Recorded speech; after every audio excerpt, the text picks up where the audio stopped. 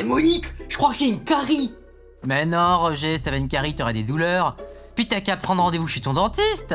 Ça tombe bien, car je suis le docteur Thomas de la CHD, et aujourd'hui, vous saurez tout sur les caries.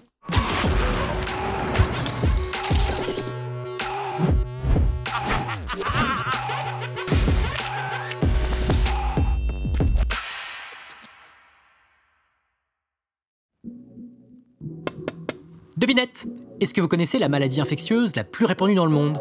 Eh ben c'est la carie dentaire. 92% des adultes dans le monde présentent aujourd'hui une carie potentiellement à traiter. Évidemment, vous pensez que ça concerne surtout les pays en voie de développement. Raté! C'est en Europe que le taux de carie est le plus élevé dans le monde. Mais attendez, c'est quoi une carie exactement? Puis ça vient d'où? Eh bien, la carie dentaire, c'est une maladie infectieuse qui entraîne le ramollissement des tissus durs de la dent. Elle est même due à 3 facteurs, les bactéries, la plaque dentaire et l'alimentation. À l'heure où je vous parle, vous êtes milliardaire en bactéries, puisque votre salive en contient environ 10 milliards. Certaines sont bénéfiques, comme par exemple les lactobacilles, tandis que d'autres sont plus pathologiques, comme les streptocoques mutans, actifs dans la carie, ou les actinomyces, responsables du déchaussement dentaire. Tout ce petit monde vit généralement en paix et en harmonie, et chaque individu possède donc un profil unique de flore bactérienne qui est à l'équilibre. D'ailleurs, lorsque vous roulez une belle galoche à votre chair et tendre, vous croisez vos profils bactériens qui se mettront alors à se ressembler. Donne-moi des streptocoques, baby! La plaque dentaire, elle, correspond à la quantité de résidus alimentaires collés à la surface de vos dents. Évidemment, dans une situation saine, vous brossez les dents 3 fois par jour et vous ne devriez donc quasiment pas avoir de plaque dentaire. Tu vois, Roger, je t'ai déjà dit qu'une fois par mois, c'était pas suffisant. Et enfin, parlons de l'alimentation. Contrairement à ce qu'on pourrait imaginer, il n'y a pas que l'alimentation au goût sucré qui puisse entraîner des caries. Et pour comprendre pourquoi, il faut étudier son mécanisme. Dès lors qu'un aliment est ingéré, les bactéries cariogènes présentes en bouche vont transformer cette plaque dentaire en acide. Ceci se mesure en pH, et plus on se rapproche de 0, plus l'acidité est importante. Dans une bouche à l'équilibre, le pH se situe aux alentours de 7, mais dès qu'il passe sous la barre des 5,5, l'acide produit par les bactéries va attaquer la surface de la dent, appelée émail, pour créer la fameuse carie. Tous les aliments peuvent théoriquement être métabolisés par les bactéries pour créer de l'acide, mais ce sont les glucides qui sont les plus à même d'être digérés en acide.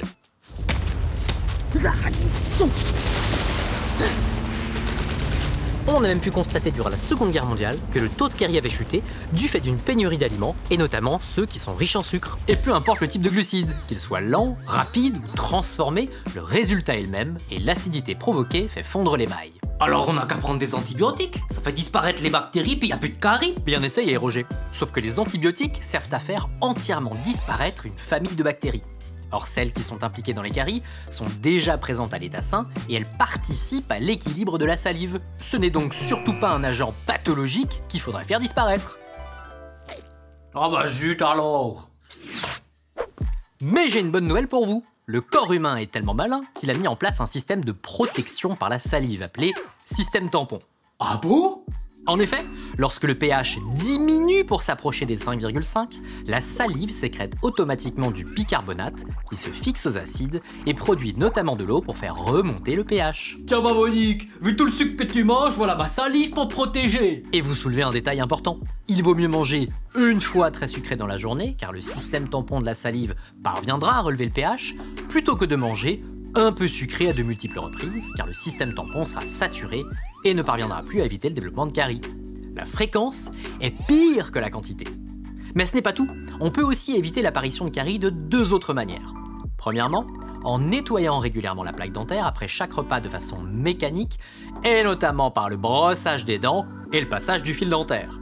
Et malgré tous vos efforts, il restera toujours des saletés qu'il faudra faire retirer grâce à des détartrages réguliers chez votre hygiéniste ou votre dentiste. Deuxièmement, grâce à un élément que vous connaissez tous, j'ai nommé le fluor. Il s'agit d'un oligo-élément qui sert... Le fluor, c'est toxique, pas question d'en consommer. Le fluor, c'est chimique, il va tous nous tuer. Ah bah le fluor! Hé, laissez-moi vous expliquer. Le fluor, c'est pas une substance chimique. Notre corps, il en contient déjà naturellement, et on en trouve par exemple dans l'eau, le thé, les poissons, etc. Son atout majeur, c'est qu'il se fixe à l'émail pour créer une couche appelée fluoroapatite. Celle-ci reminéralise l'émail, c'est-à-dire qu'elle le rend plus robuste face aux attaques acides des bactéries. Et comme toutes les substances naturelles, le fluor est également toxique à haute dose. Un tube de dentifrice d'adulte ingéré par un enfant de moins de 6 ans, il pourrait carrément lui être létal. Par ailleurs, trop de dentifrice consommé trop régulièrement pendant la période de formation des dents définitives, donc toujours avant 6 ans, entraîne ce qu'on appelle la fluorose, c'est-à-dire l'apparition de taches crayeuses ou brunes qui rendent l'émail poreux. Voilà pourquoi le fluor est essentiel dans le dentifrice, mais à une concentration régulée. Et sous certaines formes comme en gaz ou en acide fluorhydrique, il attaque le métal. Bah alors ma tache noire, c'est une carie ou pas? Bonne question. La seule façon de savoir, c'est de prendre une radiographie. Vous avez certainement déjà vu ces clichés.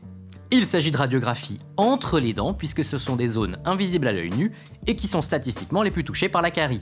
Pour déterminer si une carie est présente, il suffit de suivre le contour blanc de l'émail. Si une tache noire apparaît dans l'épaisseur comme ici, il y a bien un début de carie que l'on nomme déminéralisation, mais qui est réversible. On ne la traite surtout pas, mais on la stabilise grâce au détartrage, au fil dentaire et à la fluoration. C'est bien Monique, ça commence à rentrer. Le passage du fil dentaire et le détartrage permettent de retirer la plaque dentaire et donc de diminuer le nombre de bactéries qui attaquent la dent, tandis que le fluor la renforce. Une déminéralisation peut donc rester dans un état stable, sans nécessité de traitement, pendant des dizaines d'années. Mais dès que la tache traverse littéralement l'émail pour atteindre la seconde couche, appelée dentine, il devient nécessaire de traiter la carie grâce aux soins de base de la médecine dentaire, la résine composite. Et là, je voudrais qu'on s'arrête un moment. On dit des dentistes que ce sont des bouchers, et ben moi je vous dis que ce sont des artistes. Vous allez comprendre pourquoi.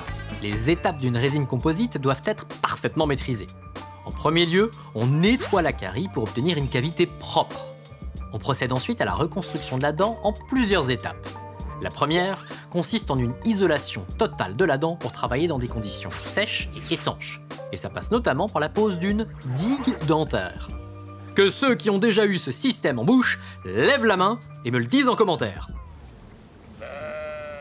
On continue avec l'application de différentes colles activées par la polymérisation d'une lumière bleue, puis par la reconstruction en résine de la paroi entre la dent cariée et la dent adjacente grâce à une matrice arrondie. Il ne nous reste plus qu'à sculpter couche après couche le sommet de la dent, à polir la restauration, puis à retirer tout cet attirail pour adapter la hauteur de la résine avec la fermeture de la bouche du patient. Mais on retrouve Michael qui est sur place avec la doctoresse Kant. Oui, nous sommes ici avec la doctoresse Kant pour qu'elle nous commente son incroyable performance. Alors, doctoresse Kant, combien de temps ça vous a pris? Environ 45 minutes, mais ça c'est parce que ça fait 10 ans que je m'exerce.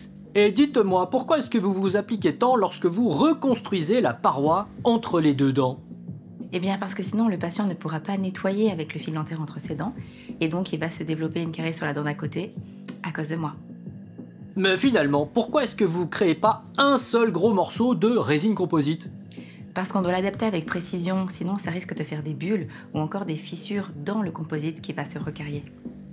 Et finalement, combien de temps elle va rester votre résine composite?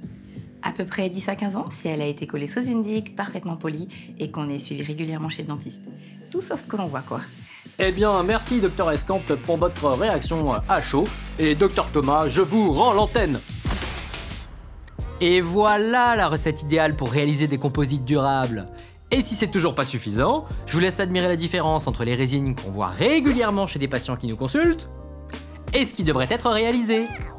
On pourrait pas plutôt faire une couronne à la place? Eh bien, vous relevez ici l'importance du gradient thérapeutique. En gros, lorsque vous vous faites une égratignure, le médecin vous ampute pas directement le bras. A l'inverse, lorsque vous avez un accident de voiture, on vous colle pas un simple pansement. Et ben en médecine dentaire, c'est pareil. Et qu'est-ce qui se passe si la carie elle est encore plus profonde? Oh, mais vous êtes bien curieux, vous. Et ben vous savez ce que je vous propose? C'est de regarder notre prochain A à Z. Si vous souhaitez en savoir plus, n'hésitez pas à nous le faire savoir en commentaire. Et surtout, si vous avez apprécié cette vidéo, je vous encourage à nous mettre un pouce bleu, un like ou à vous abonner à notre chaîne. A bientôt pour un nouveau A à Z sur un sujet tout aussi passionnant.